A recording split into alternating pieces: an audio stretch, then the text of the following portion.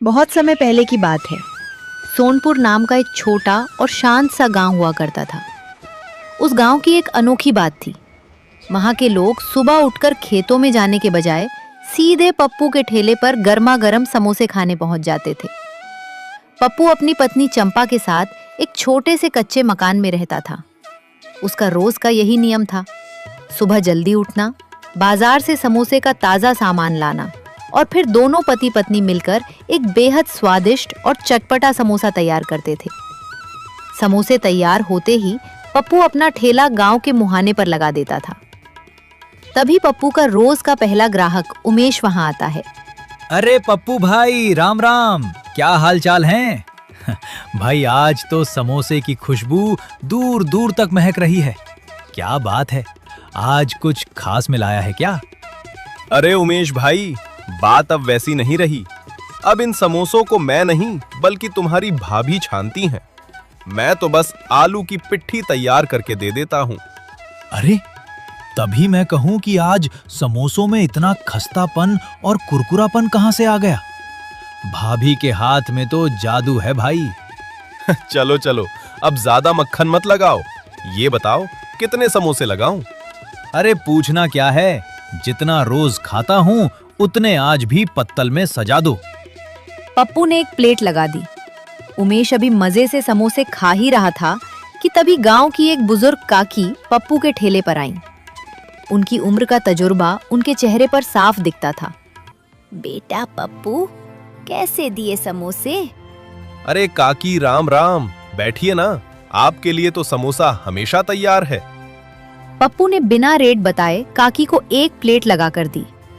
काकी ने एक समोसा लिया, उसे लाल तीखी चटनी में डुबोया और जैसे ही पहला निवाला मुंह में रखा, बेटा एक बात बोलूं, गुस्सा तो नहीं करोगे ना? अरे नहीं नहीं माँ जी, भला मैं आपसे क्यों गुस्सा करूंगा? आप तो माँ समान हैं, बेझिझक बोलिए। बेटा समोसे का स्वाद तो लाजवाब है, लेकिन ये जो चटनी तुम दे रहे हो ना, ये समोसे का पूरा तालमेल बिगाड़ रही है। सच सच बताना, ये चटनी तुम खुद बनाते हो या बाजार से लाते हो? वो माँ जी, चटनी तो मैं बाजार से ही तैयार बनी बनाई ले आता हूँ। अब कौन सुबह सुबह इतना झंझट पाले। तभी मैं कहूँ, बेटा तुम हरिया के बेटे पप्पू ही हो ना? हाँ माँ जी, मैं उन्हीं का बेटा हूँ। ठीक है, मैं आज शाम को तुम्हारे घर आऊंगी। तुम्हें और बहू को अपने हाथ की खास देसी चटनी बनाने की पूरी विधि सिखाऊंगी। फिर देखना तुम्हारे समोसों का स्वाद कहाँ पहुँचता है। अरे काकी, अगर आपकी बताई चटनी से समोसे का स्वाद दोगुना हो गया तो मैं कल से 2 की जगह 4 समोसे खाऊंगा।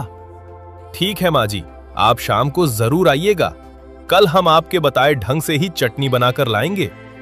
ठीक है बेटा, अभी मैं चलती हूँ, शाम को घर पर मिलती हूँ। धीरे धीरे दिन ढलने लगा और शाम घिर आई। पप्पू अपना ठेला समेटने की तैयारी कर ही रहा था कि तभी गांव का रसूखदार और घमंडी जमींदार गोलू वहां पहुंचा। आइए जमींदार साहब, राम राम। बताइए क्या सेवा करूं आपकी? सेवा वेवा कुछ नहीं करनी पप्पू, मेरी बात ध्यान से सुन। मेरे पास कुछ पैसे हैं जिन्हें मैं कुछ दिनों के लिए छुपा कर रखना चाहता हूँ। तू ये पोटली अपने पास रख ले। ये आप क्या कह रहे हैं जमींदार साहब? आपके पास तो पक्का मकान है, तिजोरी है। आप अपने पैसे मेरे जैसे गरीब के कच्चे घर में क्यों रखवा रहे हैं? मैं ये पैसे नहीं रख सकता। पप्पू ज्यादा दिमाग मत चला, जो कह रहा हूँ वो कर। पैसे चुपचाप रख ले, वरना अच्छा नहीं होगा। देखिए जमींदार साहब, मैं सीधा साधा कमाने खाने वाला इंसान हूँ। मैं ऐसे किसी हेर फेर के चक्कर में नहीं पड़ूंगा। आप ये पैसे यहाँ से ले जाइए, मैं नहीं रखूंगा। अच्छा, तो इतनी अकड़ आ गई है तुझमें? इस ना की कीमत तुझे चुकानी पड़ेगी पप्पू। याद रखना, ये अकड़ मैं बहुत जल्द ढीली करूंगा। जो करना है कर लीजिएगा जमींदार साहब, पर मैं गलत काम नहीं करूंगा। जमींदार गुस्से में पैर पटकता हुआ वहां से चला गया। अब पूरी तरह से शाम हो चुकी थी। पप्पू ठेला बंद करने ही वाला था कि तभी शहर के 2 लड़के जो पैंट शर्ट पहने हुए थे हाफते हुए उसके ठेले पर आए। वे काफी थके हुए लग रहे थे। अरे चाचा, शुक्र है आप मिल गए। हम बगल वाले गांव के बड़े बाजार में किराए का कमरा लेकर पढ़ाई करते हैं। आज पूरे इलाके में ढूंढ लिया, कहीं खाने का ठेला नहीं मिला। हाँ चाचा, दरअसल आज मेरे इस दोस्त का बर्थडे है, इसलिए हम कुछ अच्छा खाना चाहते थे। बर्थडे? बाबूजी, ये बर्थडे क्या होता है? अरे चाचा, बर्थडे मतलब जन्मदिन, यानी आज ही के दिन ये पैदा हुआ था। अच्छा, जन्मदिन। बहुत बहुत बधाई बाबूजी। बोलिए, मैं आपकी क्या सेवा कर सकता हूँ? चाचा, हमें पूरे 50 समोसे चाहिए। क्या आपके पास इतने समोसे बचे हैं? पप्पू ने बचे हुए सारे समोसे फटाफट पैक कर दिए।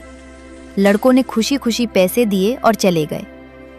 आज समोसे पूरी तरह खत्म हो चुके थे और पप्पू की अच्छी खासी कमाई हुई थी। वो खुश होते हुए अपने घर की तरफ निकल पड़ा। पप्पू जब अपने घर पहुंचा तो उसने देखा कि काकी पहले से ही वहां मौजूद थीं और चंपा से बात कर रही थीं। अरे काकी, आप तो मेरे से पहले ही आ गईं। अरे सुनो जी, काकी अपने बारे में बहुत बड़ी बात बता रही थी। इनके पति यानी हमारे स्वर्गीय काका जी शहर के बहुत बड़े रेस्टोरेंट में मुख्य रसोइया थे। उनकी बनाई देसी चटनी के लोग इतने दीवाने थे कि ग्राहक दूर दूर से खिंचे चले आते थे। हाँ बेटा, और वही हुनर, वही गुप्त नुस्खा आज मैं तुम दोनों को सिखाने आई हूँ। पर याद रखना, ये बात इस गांव में किसी और को पता नहीं चलनी चाहिए। मुझे तुम दोनों की मेहनत पर भरोसा है, इसलिए ये राज सिर्फ तुम्हारे पास रहेगा। काकी ने चंपा और पप्पू को पास बिठाया और अपनी जादुई देसी चटनी की विधि बताने लगी। सबसे पहले ताजी हरी धनिया और पुदीने की पत्तियों को अच्छे से धो लेना। उसमें तीखेपन के लिए हरी मिर्च, स्वाद के लिए थोड़ा सा अदरक और लहसुन डालना। अब असली जादू शुरू होता है।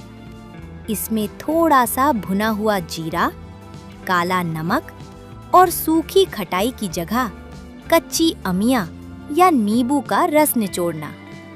और आखिर में एक सीक्रेट चीज, इसमें एक चुटकी सीक्रेट गरम मसाला और थोड़ा सा गुड़ मिला देना, जिससे तीखा, खट्टा और मीठा स्वाद ऐसा बैठेगा कि खाने वाला उंगलियां चाटता रह जाएगा।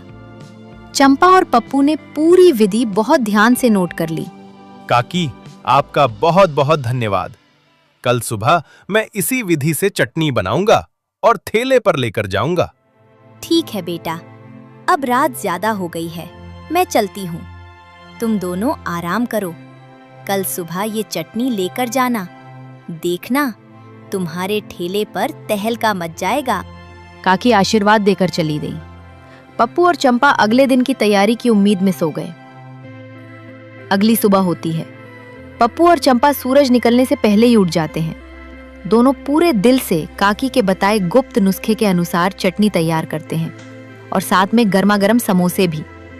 थोड़ी ही देर में सब कुछ बनकर तैयार हो जाता है।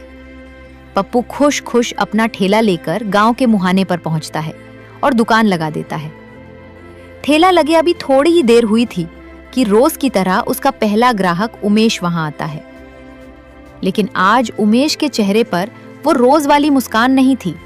वो बहुत घबराया और परेशान दिख रहा था। अरे उमेश भाई, क्या हुआ? आज इतने घबराए क्यों हो?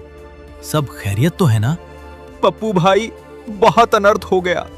जो काकी कल तुम्हारे ठेले पर आई थी ना, उनके घर पर जमींदार गोलू अपने गुर्गों के साथ हाथ धमका है।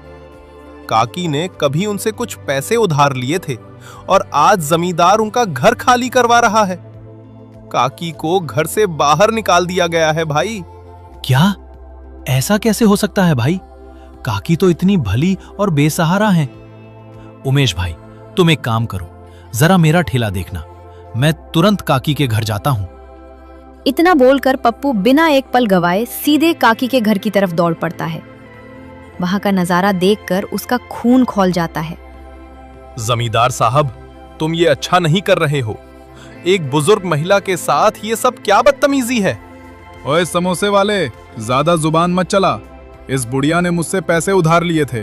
सीधा सा हिसाब है, मेरे पैसे चुका दे, इसका घर वापस मिल जाएगा, नहीं तो ये घर अब मेरा हुआ। बेटा पप्पू, पैसे मेरे पास थे, पर मैंने अपने पोते पोतियों की पढ़ाई के लिए स्कूल की फीस जमा कर दी। अब मेरे पास तुरंत देने के लिए पैसे नहीं बचे। मैंने इनसे सिर्फ 1 महीने की मोहलत मांगी थी, पर ये आज ही आकर अपनी धौंस दिखा रहे हैं। चुप कर बुढ़िया, यहाँ से निकल। और तू सुन रे पप्पू, ज्यादा यहाँ बड़ा राजा हरिश्चंद्र मत बन, ज्यादा सहानुभूति मत दिखा। अगर तुझे इस बुढ़िया की इतनी ही फिक्र है तो इसे उठाकर अपने घर ले जा। काकी, आप बिल्कुल मत घबराइए, उठिए और हमारे साथ हमारे घर चलिए।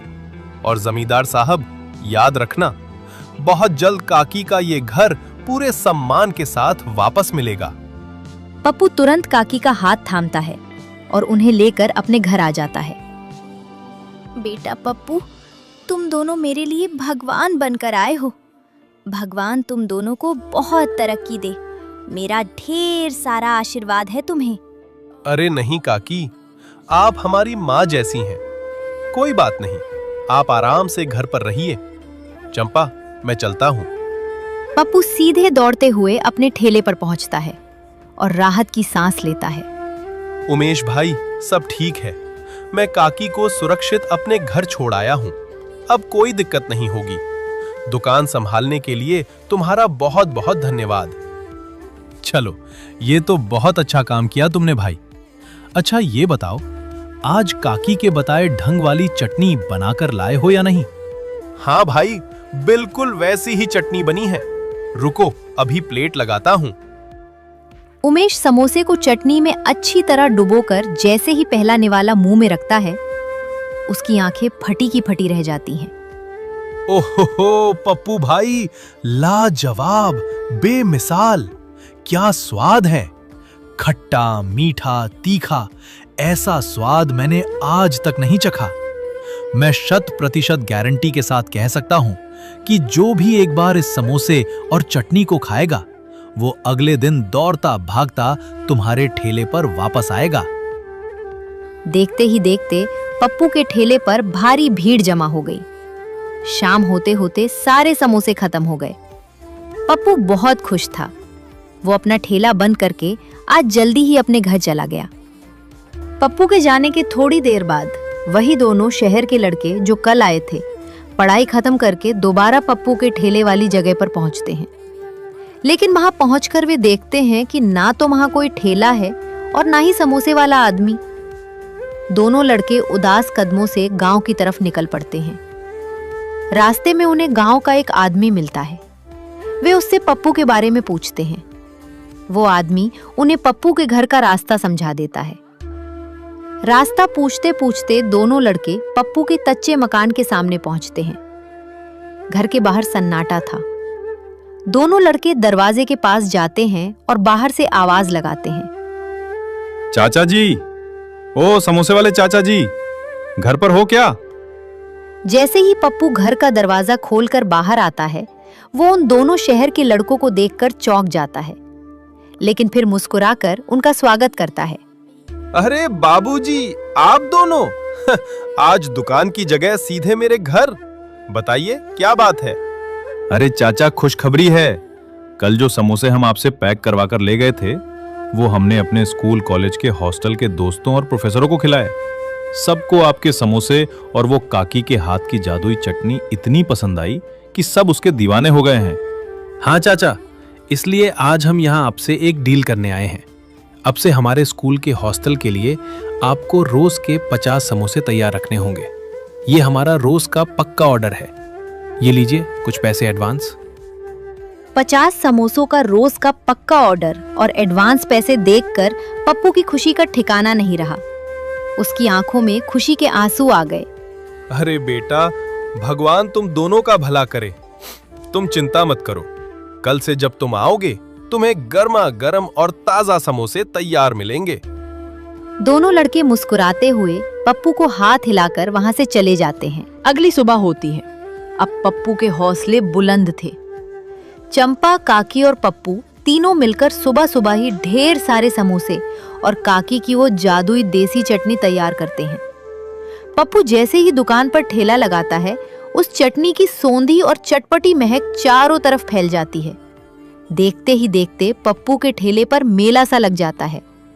दोपहर में वो स्कूल के लड़के भी आते हैं और अपने 50 समोसे खुशी खुशी लेकर चले जाते हैं। धीरे धीरे समय बीता और फिर जमींदार को पैसे देकर बूढ़ी अम्मा का घर वापस ले लेता है।